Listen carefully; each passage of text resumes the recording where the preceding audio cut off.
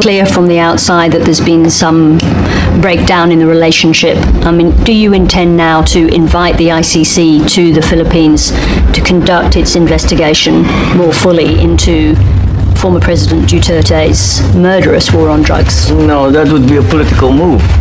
And what we are, we do not play politics with jurisdiction and sovereignty.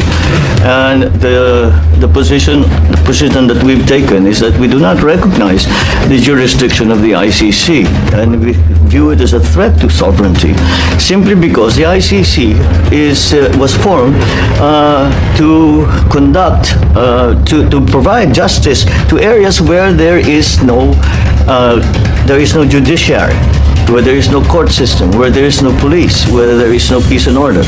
And that's not the Philippines. And therefore, I don't think that their investigations or their actions apply to the Philippines. If it's not the ICC, then who provides justice for the many thousands? I think the number is something like 12 to 30,000 people who were killed in former President Duterte's war on drugs. How do they get justice? I think we in the Philippines have, as I said, a functioning police force. We have a functioning judiciary, and that it was their responsibility to take care of that. We have made a great deal of progress in that regard, where many policemen have already been removed from service because they've been found to be liable. Their cases have been filed. Many are already in jail. Do you think it adds up to justice for those people who lost their lives? Well, what we try to do is to now go back to the families of those and see that perhaps see what we can do to make things right for them, as long as it can be shown, of course, that they were not actually involved in the drug trade. As I said very early on, we're not interested in a small-time addict, for example. The addict, you take them to the hospital, you take them to rehab. You don't shoot them. We don't. We said we've taken enforcement as far as we can, and it only gets you so far. Your father was overthrown by a people's revolution, and you Dito mga kabayan, no, tinatanong na si President Marcos tungkol sa kanyang ama. At dito po natin magkikita po natin na medyo nahirapan siya at ininsulto pa. We have a good system going. We are, I think we've learned to, we have a constitution that we have, that we have gone by for the last 36 years now. We are hoping to make some changes to it, but no, I have not felt any tug or temptation to make it a more authoritarian system. You've been a politician for a very long time. You have a very clear understanding of your country's history. And you obviously revere your father. I've seen you talk about him. Do you also understand the costs of his authoritarian rule to people in the Philippines? Well, it was a very different sort of authoritarian rule. I think when people think of an authoritarian rule, it was participatory. Whereas I think the version that my father tried to promote and actually practiced was very much still with the participation of all stakeholders that were involved. It was just a peace and order situation that really dictated the necessity for the declaration of martial law. Let me just understand make sure that we're talking about the same thing. I think Amnesty records that during that period, 70,000 people were imprisoned, 34,000 tortured, and 3,200 people killed are the numbers. And your father, in an interview, admitted that over 50,000 were detained. So I just want to ask you again, do you accept that there was a human cost to that rule? There always is. It was war. And with war, the death and destruction is inevitable. But this is a war not declared by the government of the Philippines. This was declared a war. These wars were declared on the government of the Philippines, and both of them were. One was to divide the country, and the other one was to remove the present political system by armed struggle. There is one series of questions that comes up in relation to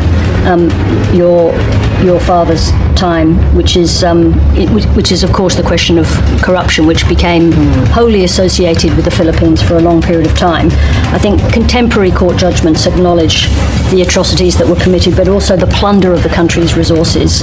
Why wouldn't you want all of that money back in the hands of the Filipino people? Well, we the narrative. May I just ask you why that's So funny? dito mga kabayan, grabe, ininsulto talaga si Didim. I'm asking you a question Sinasabi, about the plundering bakit ka tumatawat sa katanungan? Large sums of money. No, the Filipino people. I'm thinking that maintains, that idea maintains, because I take exception to many of the assertions that have been made, and Your articles are ripe with innuendos and pregnant with falsity. We do not intervene in the affairs of the armed forces. We are just an office that receives complaints or papers for reference, and we transmit them to the proper agency.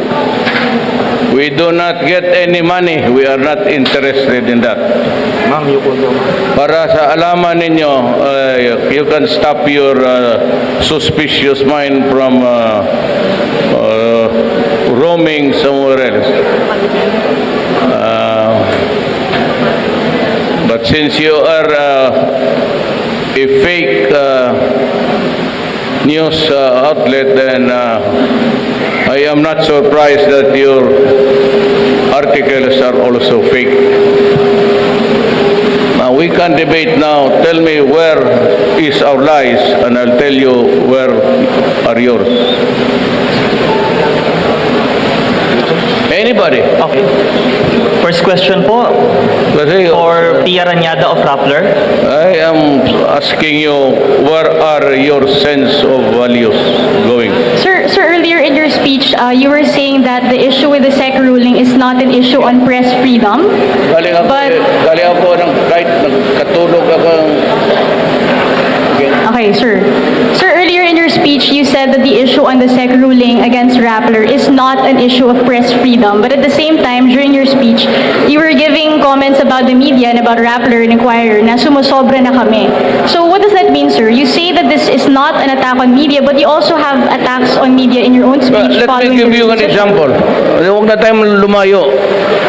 Your inquisitive mind goes beyond its normal proportions. Boom, ayun na. You know, I just tingnan ninyo yung a daily dose of your medicine. Bongo intervenes in the 15 billion. Who gave you idea he can intervene? Where is his signature? Where is your statement? And where is your even a point of reference? Dumadata, ang dami talaga sa akin. But look at, alam mo, hindi ako mag-ibang puro bilyonaryo to. Sa totoo lang. Putakin dapat, tanongin niyo kung sino yan. Uy, itong mga ganito. It seems to appear na intervening because of what? Money? The things that you are telling, it never happened.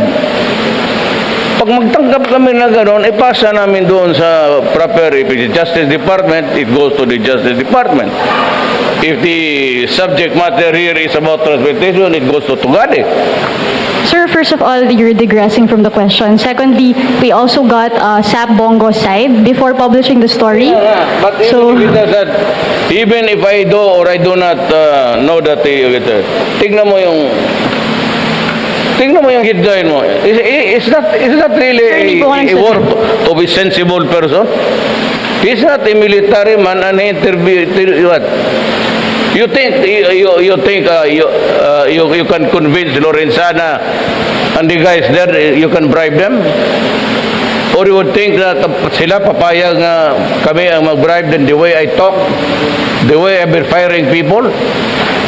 Tapos tingnan niyo yung ano, What do you know about also the vote that Bongos intervened? Sir, as far as we're concerned, we've already addressed the issue of fairness on that article. Can you just answer, please, the question? Hindi kita maintindihan. Ano? Okay, what was the question?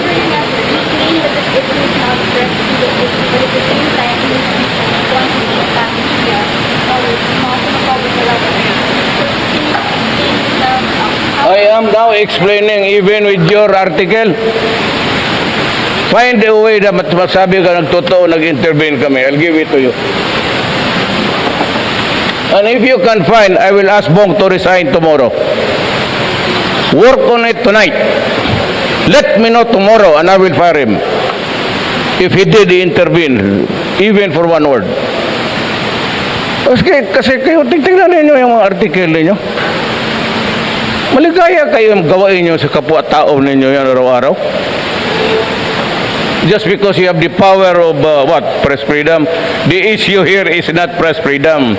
The way your masters, the elite, yung may-ari niyan, and you are not even constitutionally allowed to go into the media with the pretext of yung depository. What kind of a salam of bitch is that?